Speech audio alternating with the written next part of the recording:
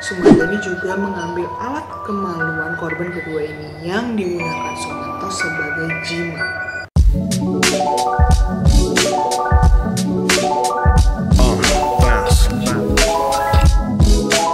Hello guys, welcome back again to my channel. Nama aku Natasha Deborah. Dan buat kalian yang belum subscribe aku, kalian boleh subscribe aku dulu. 5, 4, 3, 2, 1.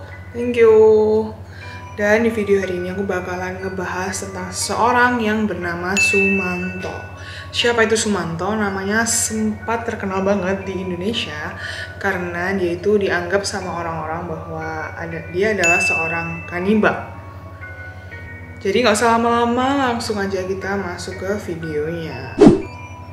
So, awal tahun 2003 nama Sumanto itu viral banget di Indonesia karena Sumanto ini terlibat dalam suatu kasus pencurian mayat yang mayatnya digunakan ia untuk dimakan. Dan ketika Sumanto di pengadilan, ia itu juga mengaku bahwa ternyata ia itu udah memakan 3 orang mayat yang tempatnya itu berbeda-beda. Ada yang di Lampung dan ada yang di Purbalingga. Kenapa Sumanto itu memakan mayat? Karena ia bilang ia itu percaya bahwa hal-hal yang menakutkan seperti itu dapat meningkatkan kekuatan batin dia, which is menurut aku agak nggak masuk akal ya. Dengan makan mayat bisa meningkatkan kekuatan batin. Nah, kepercayaan Sumanto ini itu tuh berdasarkan kepercayaan mistis lokal dan juga banyak banget para ahli yang bilang kalau misalnya Sumanto ini sakit jiwa dan akhirnya Sumanto ini di pengadilan ya menerima hukuman yaitu 5 tahun di penjara. Dan tepatnya pada tanggal 24 Oktober tahun 2006 Sumanto itu dibebaskan. Itu bertepatan pada hari Idul Fitri juga. Dan setelah beberapa kali remisi ini, akhirnya Sumanto itu ditaruh di rumah rehabilitasi Anur di Purbalingga. Dan kenapa sih kok Sumanto ini harus ditaruh di rumah rehabilitasi dulu? Karena orang-orang di desa Sumanto ini, yang desa asalnya Sumanto, itu pada kayak nggak mau nerima dia gitu loh. Karena mungkin orang-orang pada takut. And itu wajar banget. So, now kita masuk ke latar belakang Sumanto. Jadi Sumanto ini lahir tanggal 3 Maret tahun 1972. Dia ini adalah anak sulung dari 5 bersaudara. Nah, orang tua Sumanto ini bisa dibilang dapat mencukupi anak-anaknya. Jadi Sumanto ini hidupnya berkecukupan gitu ya, karena orang tua Sumanto ini menerima banyak banget harta warisan dari kakek dan neneknya. Waktu sekolah dasar, Sumanto ini sekolah di SD Negeri 1 Pelumutan di Purbalingga. Nah, waktu Sumanto sekolah ini, dia itu udah kelihatan badung banget, udah kelihatan nakal banget pada masanya, udah kayak kelihatan bakalan nakal banget gitu loh. Dan setelah lulus sekolah dasar, Sumanto kan pasti harus masuk ke SMP dong. Dan Sumanto ini maunya masuk ke SMP unggulan, tapi dia gagal karena nilai tanah Sumanto ini nggak mencukupi buat masuk ke SMP unggulan tersebut. Dan kalian tahu nggak apa yang dilakuin Sumanto? Sumanto rela ngulang kelas 6 lagi buat masuk ke SMP unggulan tersebut. Jadi dia ngulang kelas 6 SD lagi dan membuat nilai tanah dia itu cukup. Dan akhirnya dia bisa masuk ke SMP unggulan tersebut. Dan singkat cerita, akhirnya Sumanto itu berhasil masuk ke SMP unggulan tersebut yang berjarak 3 km dari rumahnya. Yang membuat Sumanto itu setiap hari harus bolak-balik dengan jalan kaki. Nah, aktivitas Sumanto itu setelah pulang sekolah, dia itu biasanya memelihara kambing dan juga memotong rumput-rumputan. Dan di sore hari, dia itu akan belajar ilmu agama di masjid dekat rumahnya. Dan dilanjutkan lagi di malam hari, Sumanto itu bakalan relax dan dia bakalan nonton layar tancap di rumahnya. Nah, bertahun-tahun kan udah berlalu dan kesulitan ekonomi itu mulai dirasakan oleh Sumanto. Dan mungkin hal ini itu yang membuat keluarga Sumanto harus menjual banyak banget perabotan yang mereka punya. Nah, karena kesulitan ekonomi tersebut, Sumanto itu waktu duduk di bangku 3 SMP, dia itu harus putus sekolah karena nggak ada uang, nggak ada biaya untuk biaya sekolahnya Sumanto gitu. Dan ketika Sumanto besar, Sumanto itu memiliki 2 mantan istri. Istri pertamanya itu bisa dibilang cukup singkat ya, karena masalah KDRT. Dan istri keduanya, Sumanto itu menikah lagi pada tahun 1993 dengan seorang wanita yang berasal dari Lampung yang juga bekerja di perkebunan tebu, di mana itu adalah tempat kerja Sumanto juga. Dan pernikahan kedua mereka ini, Sumanto dikaruniai seorang anak perempuan, tapi berakhir kandas juga karena masalah yang sama, yaitu masalah KDRT. Jadi dapat disimpulkan di sini bahwa Sumanto ini memang udah ada bibit-bibit kasar gitu guys. Nah, setelah bercerai kedua kalinya ini, Sumanto mulai mendalami pelajaran ilmu hitam. Dia pergi kepada seorang guru dan untuk memperdalam ilmu batinnya tersebut. Nah, Sumanto ini percaya dengan dia mendalam ilmu hitam dan ilmu batinnya tersebut, dia itu bisa awet muda, bisa mendapatkan kekuatan, bisa mendapatkan kekebalan, dan bahkan bisa menghidupkan orang mati. Which is gak masuk akal banget menurut aku. Dan gurunya Sumanto ini bilang ke Sumanto, katanya, kalau misalnya kamu mau hebat, kamu tuh harus makan 7 daging manusia. Kalau misalnya kamu lebih hebat lagi, kamu harus makan 21 daging manusia. Nah, di sini ini aku udah cari-cari di artikel dan nggak ada artikel yang nge-state bener-bener mulai kapan Sumanto ini belajar tentang ilmu hitam tersebut. Cuman di artikel tersebut yang dapat aku simpulin adalah dia mulai mendalami ilmu hitam tersebut setelah bercerai dengan istri keduanya. Nah, akhirnya si Sumanto ini bilang ke gurunya, ya udah deh, gue makan yang 7 manusia aja, karena mungkin Sumanto mikir nih, kalau misalnya 21 tuh kayak kebanyakan banget. Nah, atas dasar pengakuan Sumanto, korban-korbannya itu adalah, korban pertama Sumanto itu adalah teman seperantauan Sumanto sendiri, yang juga berasal dari Lampung, yang bekerja di tempat yang sama di mana Sumanto itu juga bekerja. Korban keduanya adalah seorang penjahat yang berusaha merampok Sumanto di jalan.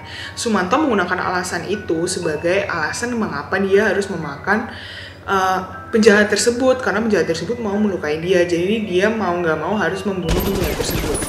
Dan ketika Sumanto udah membunuh penjahat tersebut, mayatnya ditariklah sama Sumanto ke hutan. Kemudian sebelum dimakan, dia itu menguliti dulu korban kedua ini. Kemudian dihabiskanlah semua daging korban kedua ini 1 hari 1 malam. Dan konon katanya Sumanto ini juga mengambil alat kemaluan korban kedua ini yang digunakan Sumanto sebagai jimat. Nah, yang lebih mengerikan lagi, Sumanto itu waktu diwawancara bahkan dia mengaku kalau misalnya dia masih menyimpan alat kemaluan korban kedua tersebut sampai sekarang. Nah, untuk korban ketiganya adalah Mbah Rina. Jadi ketika Sumanto sudah nggak berada di Lampung, dia udah balik ke desa dia yaitu di Purbalingga, ada seorang nenek-nenek yang barusan aja meninggal dan dikubur. Tapi sebelum 24 jam, warga itu dibikin marah banget, geram banget, karena ngelihat tanah kuburan Mbah Rina ini udah kayak acak-acakan. Nah, warga ini lebih marah lagi ketika mereka mengetahui bahwa mayat Mbah Rina ini udah hilang dari tanah kuburannya. Dan setelah 2 hari proses pencarian siapa yang melakukan hal tersebut, akhirnya Sumanto itu berhasil ditangkap.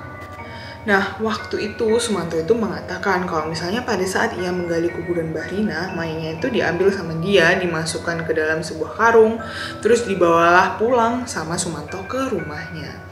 Cuman mungkin karena Sumanto terlalu lama mengeksekusinya, jadi azan subuh ini udah terdengar dan itu memaksa Sumanto buat mengembalikan mayatnya Mbah Rina ini ke dalam karung lagi, terus dikubur di depan rumahnya Sumanto itu sementara lah sebelum ia memakan Mbah Rina ini. Nah, Sumanto ini juga beralasan mengapa ia mau memakan Mbah Rina ini karena dia bilang, aku mau menghidupkan Mbah Rina lagi, kayak bener-bener mau membangkitkan Mbah Rina dari mati. Jadi anggapannya Sumanto itu bilang kalau misalnya Mbah Rina ini bisa hidup lagi tapi dengan tubuh Sumanto. Jadi Mbah Rina bakalan hidup di dalam tubuh Sumanto. Nah, ngaconya lagi, mayat Mbah Rina ini atau daging dari mayat Mbah Rina ini nggak Sumanto makan sendiri, tapi dibuat sate sama dia dan dikasih ke bapaknya 7 potong. Nah, dia bilang ke bapaknya, ini ada daging kambing enak banget. Nah, gue kalau jadi bapaknya sih ya udah makan-makan aja, karena kan bapaknya nggak tahu dong kalau misalnya itu daging manusia. That's so insane menurut aku. Dan ketika Sumanto menggali kuburan Mbah Rina itu, dia itu nggak pakai cangkul, nggak pakai alat bantu apa-apa, tapi dia itu menggunakan kedua tangannya doang. Jadi bener-bener gali pakai tangannya. Kemudian di saat kain kafan yang mengelilingi Mbah Rina itu udah copot, Sumanto itu memasukkan kain kafan tersebut ke dalam plastik. Dan akhirnya Sumanto itu membawa mayat Mbah Rina menggunakan sepeda ia sendiri kembali ke rumah dengan jarak yang lumayan jauh banget menurut aku, yaitu 1,7 km. Nah, sampainya Sumanto di rumah, Sumanto tuh langsung menaruh mayat Mbah Rina ini di pekarangan rumahnya. Terus kemudian dia langsung mengeksekusinya, langsung dibuka, disayat, dan sebagainya. Dan sampai waktu lagi rekonstruksi nih, Sumanto ini bisa memperagakan bagaimana cara dia mengeksekusi, dia menyayat, dan juga memakan Mbah Rina dengan sangat jelas. Dan mukanya Sumanto ini waktu memperagakan itu kayak nggak ada rasa bersalah sama sekali, yang membuat orang-orang yang melihat itu tuh semakin marah dan juga menjadi jijik banget. Dan katanya sebenarnya alasan kenapa Sumanto ini makan daging manusia itu bukan karena dia mau memperdalam ilmu hitam. Ada seorang petugas yang setelah Sumanto ini ditangkap bilang kalau misalnya ternyata Sumanto ini makan daging manusia karena masalah ekonomi yang memaksa Sumanto ini harus memakan daging manusia dan menjadi kanibal. Kenapa petugas itu bisa bilang kayak gitu? Karena Sumanto ini pada saat itu dia itu berada di titik garis kemiskinan. Bahkan Sumanto itu katanya sampai tinggal di sebuah gubuk yang kecil banget. Nah, katanya Sumanto ini sering menghayal kayak dia itu bisa makan makanan enak seperti daging steak dan lain-lain. Cuman dia kan gak ada uang buat makan sehari-hari aja susah. Jadi inilah yang membuat Sumanto itu nekat memakan daging manusia. Nah, sampai pada suatu hari Sumanto itu mendengarkan toa masjid yang mengumumkan berita meninggalnya Mbah Rina, yang membuat Sumanto ini semakin nekat lagi buat memakan daging manusia. Nah, kalau itu aku walaupun aku semiskin apapun, aku nggak mungkin makan daging manusia. Aku tidak akan mungkin menjadikan itu sebuah alasan untuk aku memakan daging manusia, karena itu nggak masuk akal banget. Dan Sumanto ini juga mengaku katanya daging manusia itu rasanya enak banget. Terus katanya Sumanto ini lebih suka makan daging manusia yang matinya itu nggak lazim guys, kayak kesetrum listrik, kayak gitu-gitu, which is nggak masuk akal banget. Aku kayak dengernya aja udah what the heck. Nah, kabar Sumanto hari ini kan udah pasti pada kepo kan, Sumanto ini gimana hari ini. Katanya Sumanto ini udah hijrah dan udah menjadi seorang manusia yang lebih baik. Dia udah memperdalam ilmu agama dan bukan ilmu hitam. Dan juga konon katanya Sumanto ini sering banget memberi ceramah-ceramah pada santri-santri yang ada. Sumanto juga sering banget ikut dalam pesantren dan juga ngaji. Jadi Sumanto ini udah menjadi pribadi yang jauh lebih baik dibanding sebelumnya. Dan dari kisah Sumanto ini kita tuh dapat ambil sebuah pelajaran, yaitu memang kondisi ekonomi itu adalah dasar yang dapat merubah orang kayak seketika. In a blink of an eye bisa berubah karena kondisi ekonomi. Cuma di sini kita harus belajar memilah-milah mana yang baik dan mana yang enggak. Jangan kalian menghalalkan segala cara hanya untuk mendapatkan uang, karena memang semua butuh uang dalam dunia ini. Cuman jangan menghalalkan segala cara. Kalau misalnya kalian udah tahu itu nggak baik, kalian mending jangan melakukan itu. And so I think that's all for today. Aku harap kalian enjoy cerita aku tentang Sumanto ini. Buat kalian yang mau request cerita-cerita lain, kalian bisa tulis komen kalian di bawah. Dan sebisa mungkin aku akan mencari dan menceritakan ke kalian. Thank you guys for watching my video. I hope you enjoy as much as I enjoy making this video. Jangan lupa untuk like, comment, subscribe, dan juga share ke teman-teman kalian ya guys. Bye, see you guys in my next video.